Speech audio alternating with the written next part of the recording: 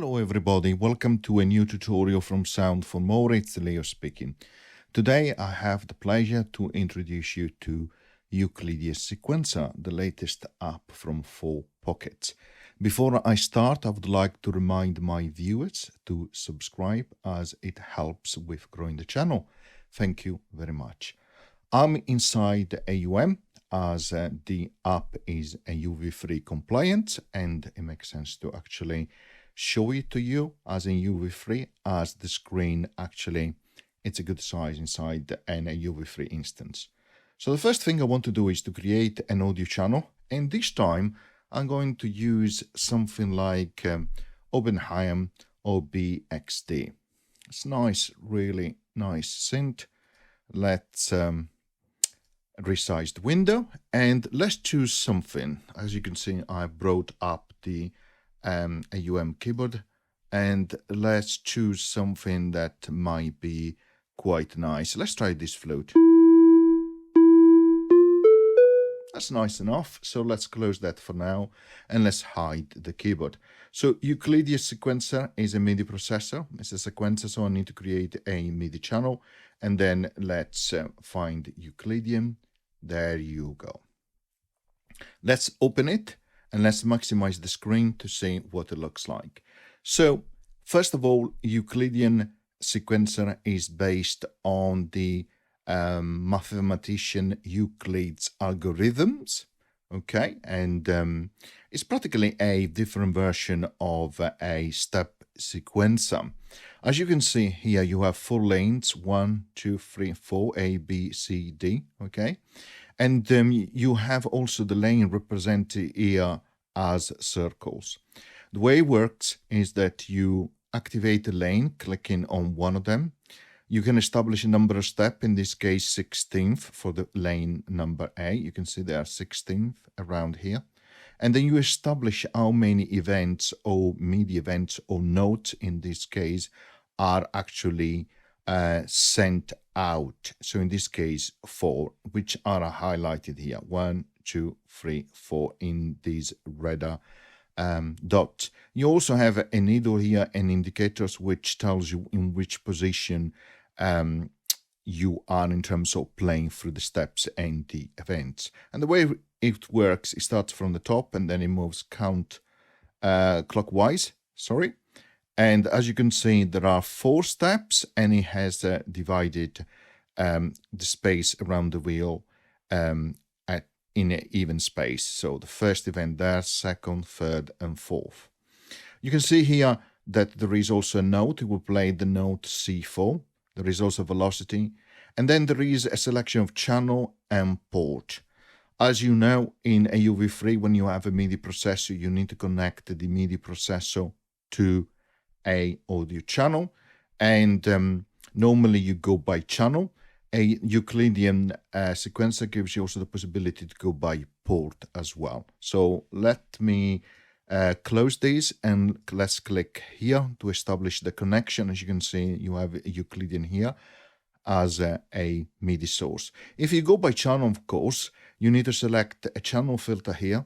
So you, in this case, you'll have to click on none and then select one of those so that this particular audio channel will receive only on channel number 1. Then if you create another audio channel, you'll have to filter for that audio channel to receive only on channel number 2, and so on for the remaining 2, because you have 4 lanes. So that's one way to do it. Or what you can do, you can use ports. In this case, as you can see, it says here that there are 4 ports available.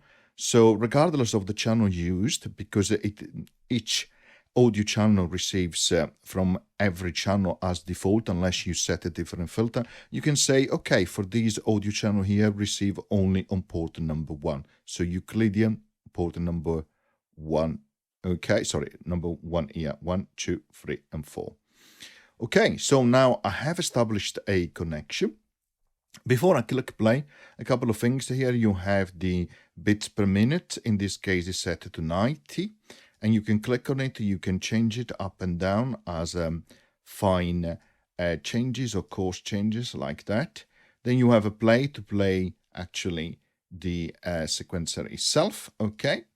And And if you click and hold, it will also act as a panic when if you have some notes stuck. And you can see that chevron on the top left side, which means if you click and hold, you have additional options. Then you have a rewind, which reset the wheels at the top at the beginning, okay? And then you have a host sync, which means that it will, the app will sync to the host, in this case, AUM. That's what I'm going to use. And as I click on it, you will see these bits per minute changes to 120, because that is what the AUM is set to. So now let's click play.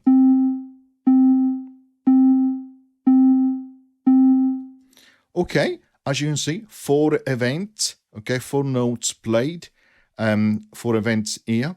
The notes played is C4, but we can change that as well. So let's play and change it as we play.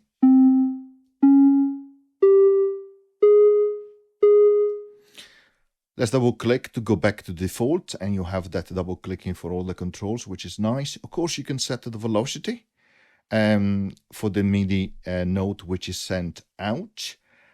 We mentioned the channel on the port as well.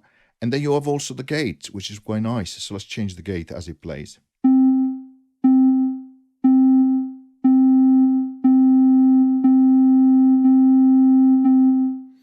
Of course, be careful, and based on the number of events you have a long gate, and they will sound all like one sound, okay?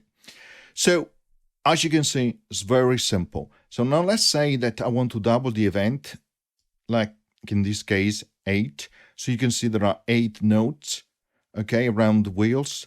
Because the wheel length is the same, but I have double the number of events, that means the notes will have to play quicker, because the space between one note to the other has been halved. So let's play.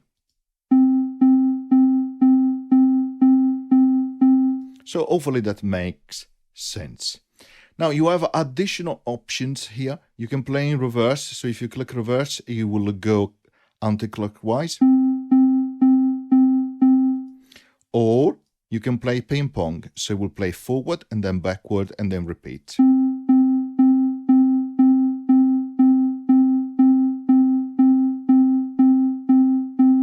Nice. Okay.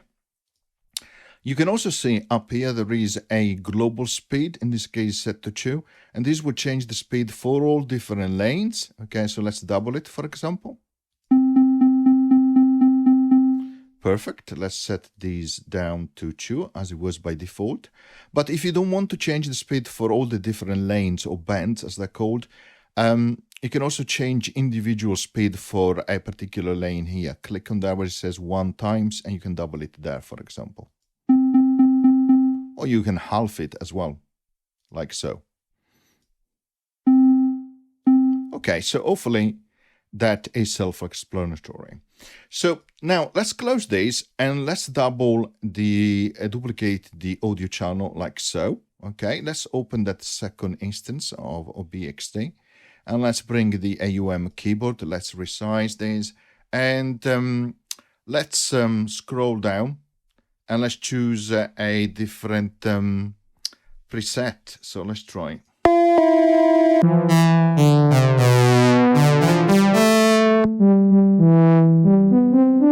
This French horns is quite nice. We need to make the right connection. So in this case, we select Euclidean, but the second output, okay, or the second port, like so. Now let's hide that keyboard again. Let's bring up Euclidean, and now let's activate the second lane. And you can see the second lane has been activated. Change the colors. Now we have 16 steps here, 4 events. We have a note C. Why don't we go up to G4, for example, something like that. Okay, and let's select port 2. Otherwise, it will send messages to the first audio channel where we have that flute. Okay, let's click play.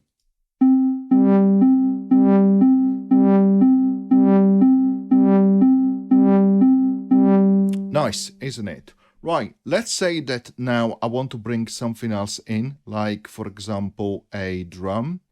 So let's choose something like SDS-X, really nice drum application. Let's ensure the sequencer is disabled, and it is in this case.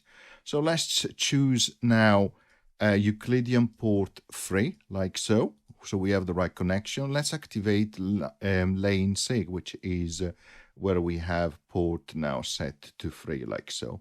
C4, it's okay. Let's click play. So you can hear that kick drum. Now let's increase the number of steps to 8.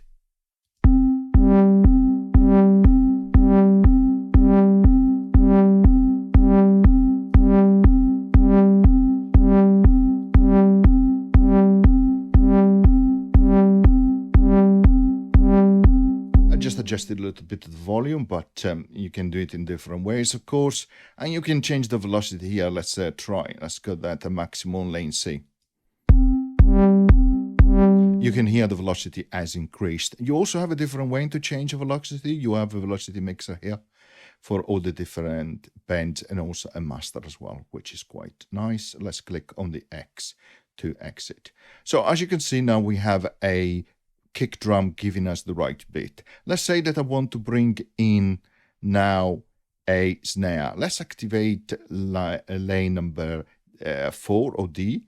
Let's move this to port number 4, and let's duplicate this audio channel where we have SDs-X, and let's connect these to port 4 of Euclidean. And now let's bring up Euclidean.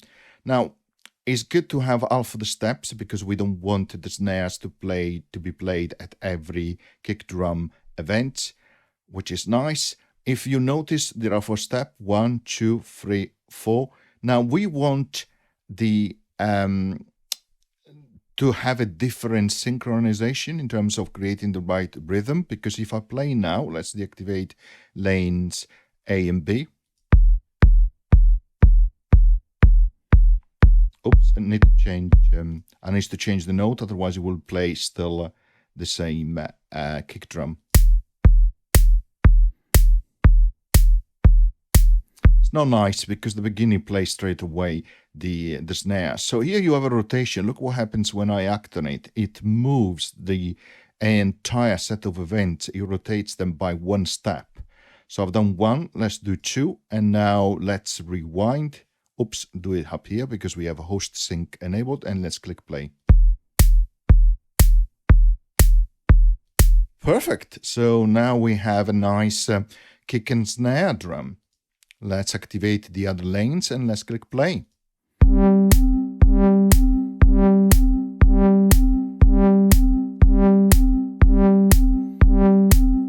Perfect. Now let's move on with the explanation. So up here you have a number of patterns, okay? And you can change the number of patterns, okay, clicking on here. You can also copy them and paste. So click on copy on the first one, go to the second pattern, click paste, and you have copied it like so. So it's pretty straightforward. And if you click here on the icon, you can see the remaining ones, okay? You have 16 patterns and you can see 8 at the time. This symbol here gives you access to settings including the manual, loading preset, clearing presets, having a new session, saving the presets, the panic button as well. But more importantly, you have access to settings, which gives you a lot of different options. Like, for example, you can change the controller settings, program change settings.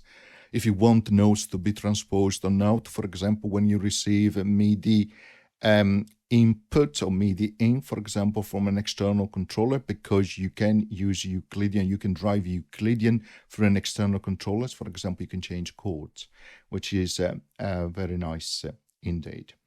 Okay, now you might just think, okay, this is great, but it still repeats the same note for that within that particular lane. Not very satisfactory. So what about if we want to do something different? Well, underneath you see a piano roll here. This is where you actually switch between the different lanes. Okay, let's stay on lane number labeled A, or the first lane. Okay, so I draw your attention here. You can select a key. Okay, let's say that we are on A minor key. That's fine. You can select also a scale, and you can say accept all the different type of chords. And this becomes important when you have a MIDI input coming in. Okay, so you can click, as you can see, on the piano roll, click and hold, and you can create different notes. Now, it is on chromatic scale. That's what you see, accepting everything. You can go to minor, and you can see it has made adjustment, which is really, really, really nice. Okay, let's click play now.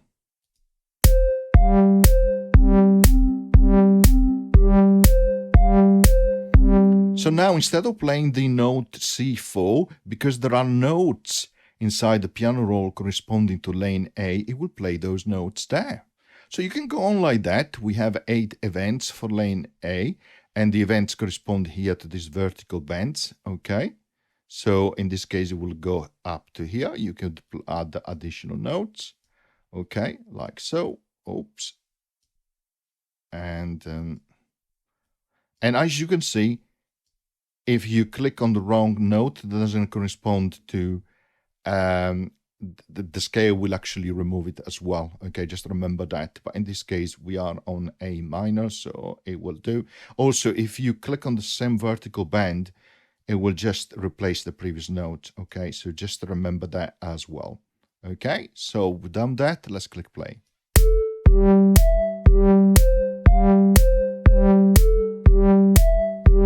Okay, perfect. So we have created a melody. Now you might think, oh, that's great, but is there not another way to do that? Well, okay, first of all, you can clear here the selection. So let's click on yes, and you can clear everything in terms of notes, which were included in that piano roll view for that lane A. Here you have a randomize button, and that becomes really interesting. Click on the randomize button.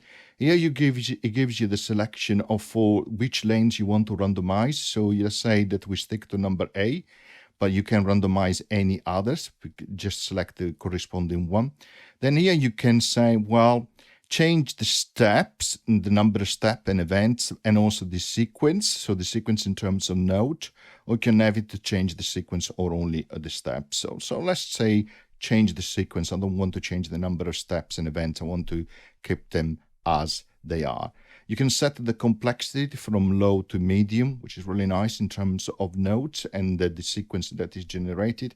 And you can set also lower octave and an upper octave in terms of range of generating notes. Here you can select to generate those randomized notes or not. So you activate which part you want to randomize. You might decide to randomize velocity. You can see there is a chevron here on the top left. Click on Alt, and here it gives you the ability to change the lower limit and upper limit for the velocity. Very nice. Click on that, and then you can choose the one that you prefer. So it's really nice indeed. You can change the probability, randomize probability, so the probability of notes being played. Again, you have a lower limit from 1% to upper limit to 100% as default. Okay. Here you have also the ability to change different controllers. So you can randomize modulation, expression, sustain, portamento, frequency, and even note gate, which is really nice. You can randomize also program changes for which you have to set them up as well. Okay, so you click on one, and you can also here set lower and upper limit. You can randomize the speed, you can randomize the scale, the chord, and then you hit randomize to randomize. So let's remove the scale and chord so that it stays to the original scale that I want to use. And let's click randomize. As you can see, we have some notes which have been created here. Now, it says lower octave free and upper octave free. So if we close that, you can use the pinch in to zoom in and zoom out, and you can see, you will find, and you can also scroll up and down, okay, and you can see the notes. 8 events, so 4 and 8 here. Let's click play.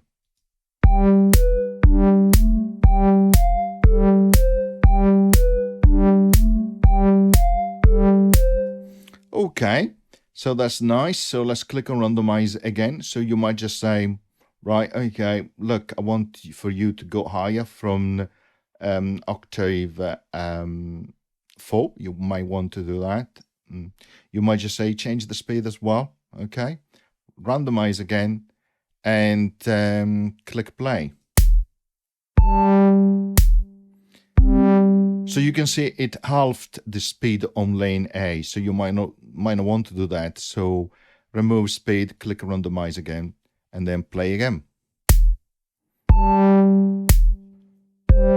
Oops, let's reset these to 1.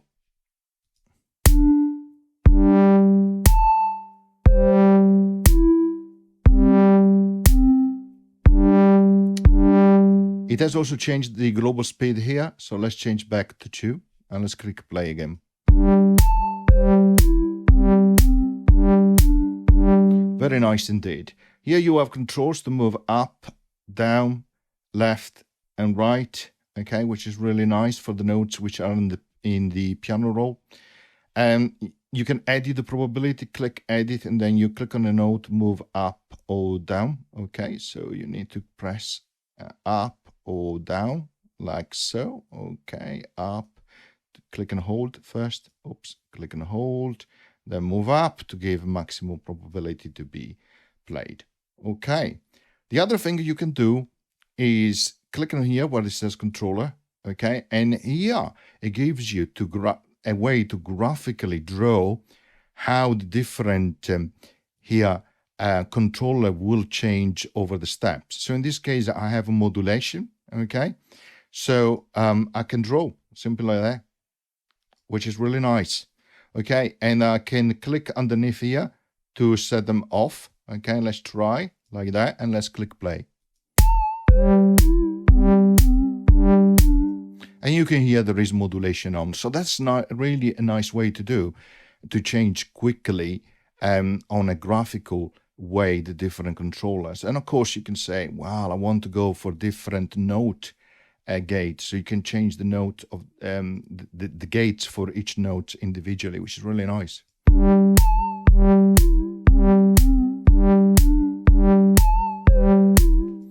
Now you can also do other things as well. So let's connect the keyboard, the AUM keyboard. You can see a button here, click on it, which means it will have a MIDI chord recognition on. And also you can set it here to play notes when MIDI input is detected. So let's play a minor chord.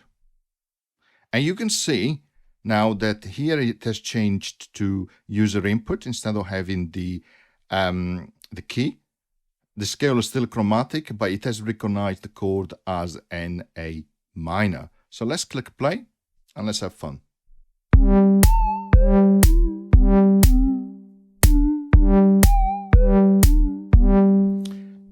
Now, you might not hear a difference in notes. Let's remove this controller's view. And that's because it's not transposing. So go up here in the menu, go on to the settings, go on transpose. And let's say that we enable transposition from band A and B, but we keep transposition off. So we have fixed note on band C and D, where we have the drums, which makes sense. So let's remove to play on when it receives MIDI inputs. Let's click play and change chord.